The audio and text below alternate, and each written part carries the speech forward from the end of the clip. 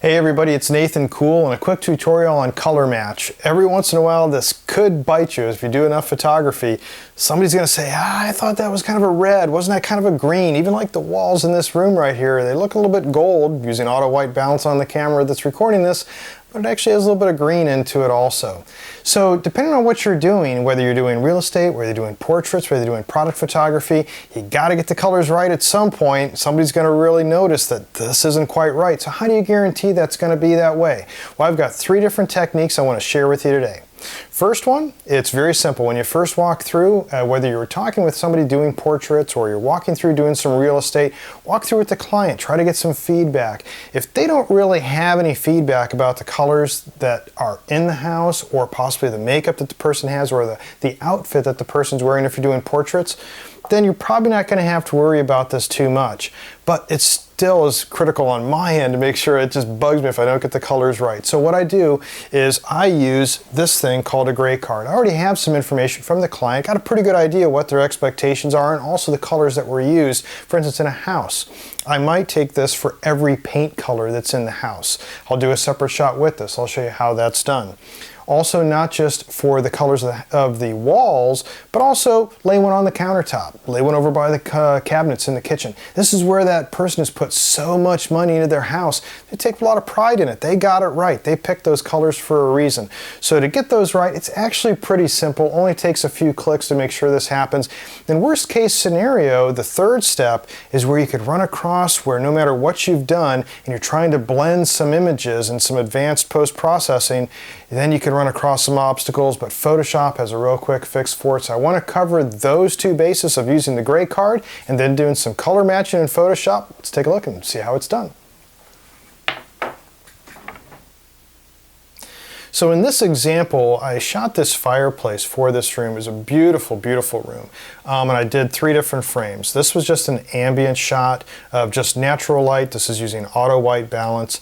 I did another one with a flash. There was a flash, you can see it reflecting off the mirror here. And the flash was way over here to camera right. I had another one shoved in the bathroom down here and just enough to get some flash layer in there. I would never deliver a picture like this, but knowing that I'm going to be blending it with an ambient layer, I've got a whole collection of light and using this flambient technique that we do for real estate quite a bit, it's going to be not a problem. So anyways, using these as great examples because if you notice, the flash has one type of color you can notice here on the walls, but when we go over here, it's definitely darker. It warmed up a little bit. We can also see down here in this marble, there's some purplish hues that shouldn't be there.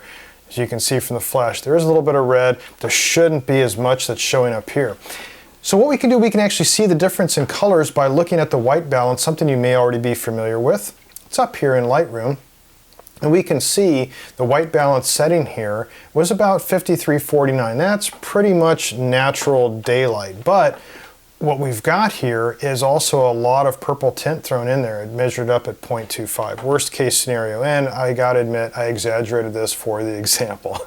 But it was off, I just exaggerated, so you can especially see it when I do the screen capture. So anyways, from our flash shot, the auto white balance did come in natural, didn't touch this at all. This was 3950. This is because it's a blend of different type of light that's being bounced around the room.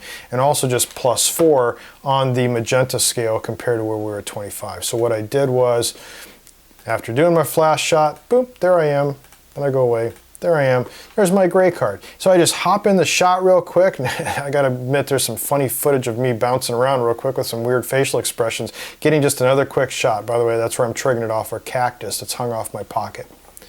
But to make sure that I get this color corrected right, which this is probably pretty accurate, no doubt about it. I measured at 3900 despite the fact that I'm shooting this with a flash that I know is about a 5500 Kelvin color temperature. So just to make sure I get this wood right, this is a very expensive fireplace that this owner had put in custom up in the 2nd story of a bedroom. So I'm going to go ahead and take this white balance selector, and I could click on something I know is white. And that's what the misconception is with Lightroom. If you've ever used this before and you've been using the white balance dropper on white, that's not the specifications per Adobe. What they're looking for is 18% neutral gray. And you can see when I touch this over here, I'm going to click this gray card. It now warmed it up. And now it changed it to 4150, -1.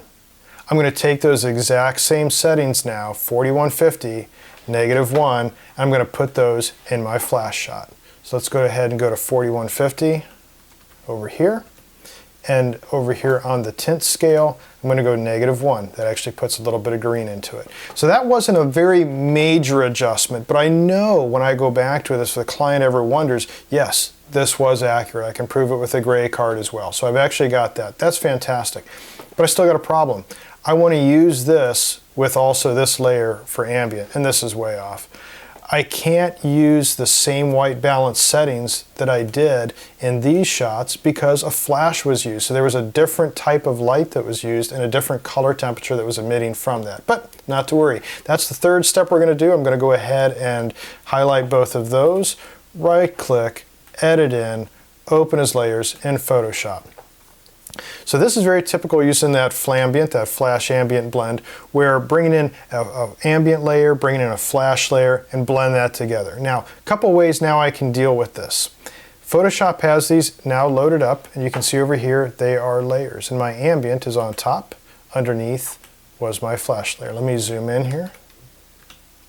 And you can see the whole thing now. You can see really a lot of magenta starting to show up in here.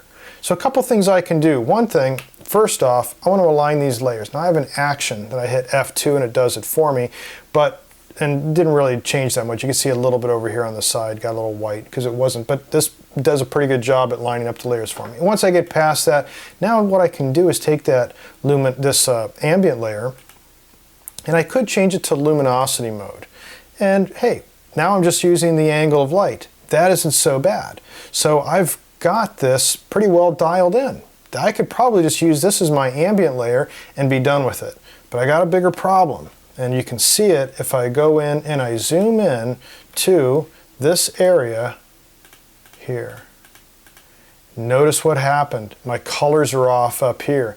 Some harsh shadows were being cast by that ceiling fan, and so I've got some strange colors going in on that ambient layer set at luminosity. You can see they were kind of off here a little bit too. Because those harsh shadows and weird things going on, I got to be able to fix that. So let me zoom back out here so you can see the whole thing. So instead of using luminosity mode, I'm just going to go ahead and set that to normal. Now, I could also do a combination of this and luminosity mode, but I'm going to show you this just for the example. I've set my ambient layer to normal. I'm going to go up here to Image, Adjustments, Match Color. Now what it's expecting here is to match colors between different images. So to match colors between different layers, it's just a little bit different. Don't worry about this up here for right now. The source is basically going to be the only one you have available if you're using two layers, but it's named what Photoshop thinks it will transfer back into Lightroom. Don't worry about that. Just select the one that's there. Now this is important.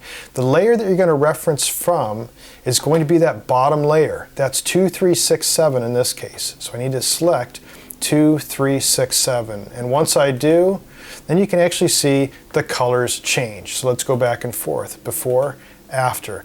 Now that layer is pretty well matched to what I should have for this other layer underneath of it. So now I can do my flambient blend. I'll do that just real quick. Layer, mask, hide. I'm going to select my brush tool. Now with my brush tool at a 6% flow, I'm going to start putting in some of that ambient light. So I'm brushing in just ambient. You've probably seen me do this on the other video. And it's a very common technique used for real estate. Get a nice blend in here so that we get a more natural looking shot. I got rid of that shadow that was over there.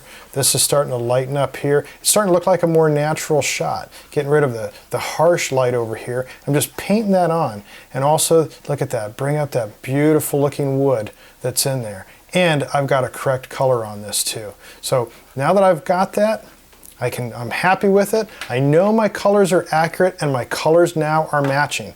So I'm going to go ahead and highlight both, right click, flatten image, Control S, save, and now that puppy is in Lightroom. I'm going to go ahead and apply a preset. You've seen me do this on probably the last one for the flambient blending. I call it RE full bump. I go ahead and click that and boom. One thing that it did, it set a vertical on me. I didn't want to do that. I'm just going to go ahead and take that off real quick. I like my verticals the way that they are, but now this looks natural. Okay, so let's review what we had before. So I had originally this ambient layer. A little too warm, a lot of magenta being cast in here. I had this flash layer. This was pretty accurate, but I did have to adjust it per the gray card settings. Once I did, and then I took it into Photoshop, did a color match, this is now what I ended up with. And this is a much better looking picture. So now I could just do a couple tweaks to this. For instance, I would just take that out. I would crop it a little bit, get rid of some of that alignment that I have in there. That looks good. Once again, these are just the final tweaks that I do on the flambient blending. I like to up the whites maybe a little bit more in this one. They look really well. The woods, I love to see the rich wood, so I'll blacken that just a little bit and maybe just up to a little bit of the levels on the white side so we get a nice view on that. And that looks pretty good. I'm very happy with that looking picture. The bathroom's a little bit bright. I might have toned that down, but that's good. File, export, and I'm just going to export that out, and boom, that's what we have for our final product, completely color matched and knowing that the colors that we're delivering to the client are accurate. So that's color matching in a nutshell. Once again, just the 3 steps. 1, quiz the client. Get an idea what kind of colors are they expecting to see out of this. It's really important too if you get into doing product photography. You got to know what they did. They specifically picked out everything that they wanted. If you're doing portraits for people, they picked out their outfits for a reason, the makeup for a reason. So you kind of want to get a little idea what their expectations are. And in real estate, I know from experience it will bite you eventually. Somebody's going to ask, well, wasn't that color? Now you'll have not just proof of it to be able to go back and show them that, but you'll be right up front and know the exact colors, and you'll be able to color match in a lot of different ways. Now, would I do that color match on every single shot when I'm doing the flambient blending? No, it just takes too much time. Most of the time, luminosity mode works just fine. But there are times where you do need to bring in some other layer because you're going to get those weird shadows. You'll run across it, especially with harsh ceiling fan shadows. You'll see that quite a bit. So just another tool in your toolbox, another arrow in your quiver and bag of tricks to be able to pull out to make your post-processing all that much better. I really hope you liked this video and this tutorial. If you did, you can subscribe to this channel. Doesn't cost you anything, and as soon as videos like this are posted, you'll be the first to know. If you have any questions, let me know. If you want it, I've also got a blog over on my website at nathancoolphoto.com, and feel free to follow me on here, or follow me on Facebook, also at Nathan Todd Cool or at Nathan Cool Photo over on Facebook. Thanks a lot for watching. Until next video, take care.